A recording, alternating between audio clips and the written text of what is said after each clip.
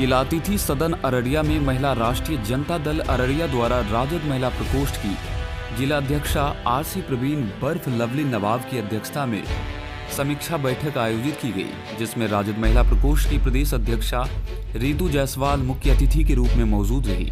विशिष्ट अतिथि के रूप में महिला प्रदेश उपाध्यक्ष अनीता देवी, प्रदेश सचिव स्नेहा रानी, पूर्व सांसद सरफराज आलम, राजद जिलाध्यक्ष मनीष यादव, जिला प्रधान महासचिव मनोज विश्वास, राजद युवा नेता अविनाश आनंद मौजूद रहे। महिला प्रदेश अध्यक्षा रितु जायसवाल ने कहा कि संगठन को जिला से लेकर बूथ स्तर तक धारदार बनाया जाएगा।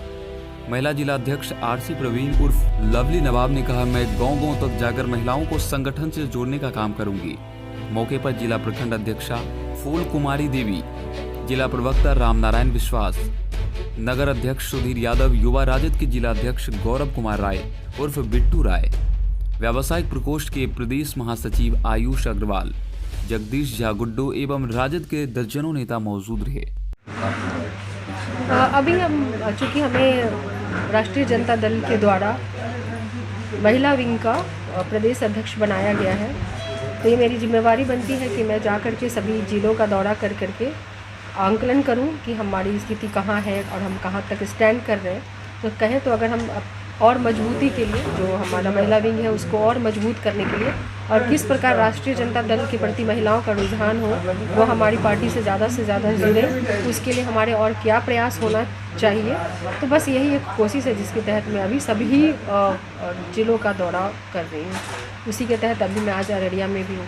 पूर्णिया में एसएचओ के ऊपर हमला हुआ है और सरकार आपकी है और इस तरह से पुलिस पर जब हमला हो रहा है तो उसके लिए आपको प्रवक्ता से सवाल पूछना होगा। यहाँ के हमारे जो ऑथराइज्ड प्रवक्ता होंगे उसके बारे में आप बात कर सकते हैं। दूसरा अगर मैं बताऊँ तो हमारा आज जो एक दूसरा कार्यक्रम था जिसमें मैं यहाँ शामिल थी, मैं उस बारे में बात कर सकती हूँ, क्योंकि यहाँ पे युवा संगठन के द्वारा, आरजेडी के राष्ट्रीय जनता दल के युवाओं के द्वारा, युवा संगठन के द्वारा अभी हम लोग एक धरना प्रदर्शन पूरे सभी मतलब जिला पे, अनुमंडल पे, सभी जगहों पे वहाँ पे वो धरना दिया गया और वो आज के दिन ही था, जिसमें हम लोगों ने भाजपा की जो बढ़ती हुई महंगाई की बात कर लें या नई शिक्षा नीति की बात कर लें, थोपी हुई नई शिक्षा नीति की बात कर लें या जातिगत जनगणना की बात कर लें, उनके विरोध में आज जो विशाल धरना प्रदर्शन पूरे बिहार में सभी जिलों में एक साथ किया गया, जिला मुख्यालय में जो एक साथ किया गया, तो उसमें भी मैं आज शामिल हुई और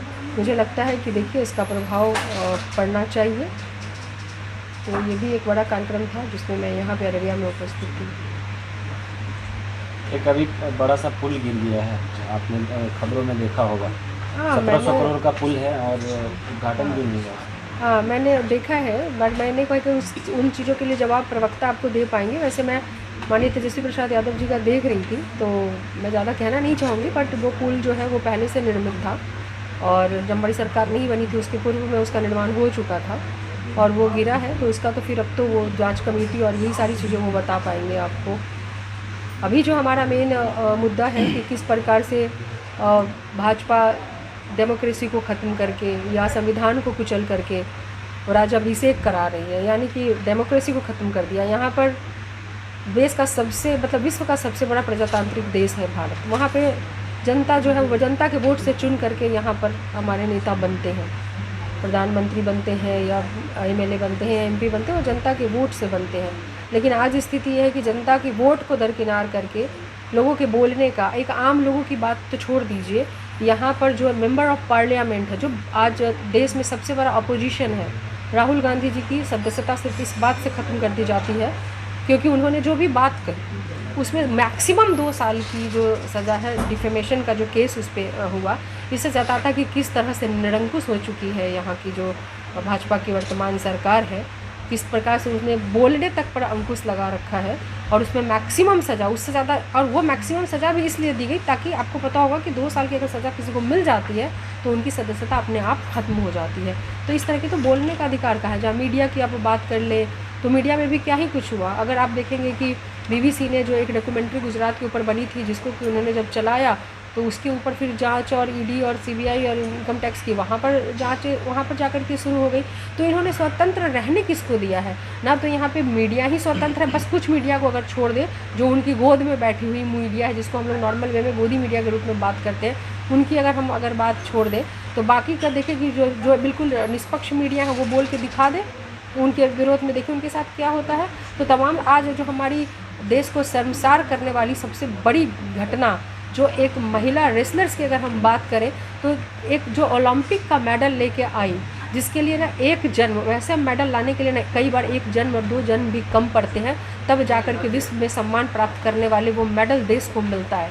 जिसने वो सम्मान दिलाने का कोशिश किया, आज वो बच्ची अपने सम्मान की रक्षा के लिए दिल्ली की सड़कों पे लात जूते खा रही थी, और मन की बात करने वाला प्रधानमंत्री तन को भी नहीं बचा पा रहा था। उसके खुद के एमपी के द्वारा, भाजपा के एमपी के द्वारा, ब्रिज भूषण सिंह के द्वारा, जब उन्होंने बच्चियों को गलत ढंग से छुआ, पॉक्सो एक्ट उन पे लगा। उसमें क्या प्रावधान है? तुरंत एफआईआर का प्रावधान है कि तुरंत एफआईआर होगा, तुरंत गिरफ्तारी होगी।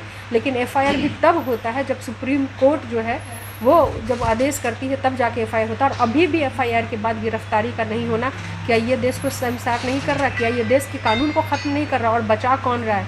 आप भाजपा में हैं तो आपके ऊपर एफआईआर तक दर्ज नहीं होगा। वो बच्चियाँ कोई साधारण बच्चियाँ नहीं हैं, हम किसी साधारण गांव और बस्ती की बच्ची की बात नहीं कर रहे हैं। वो देश को सम्मान दिलाने वाली बच्चियाँ हैं, जो आज अपने सम्मान के लिए वो सड़कों पे लात जूते खा रही हैं। और वहीं पे उनके साथ गलत करने वाला व्यक्ति जो है वो सदन के अंदर राज्याभिषेक में शामिल था और मुस्कुरा करके उस राज्याभिषेक का हिस्सा बना हुआ था।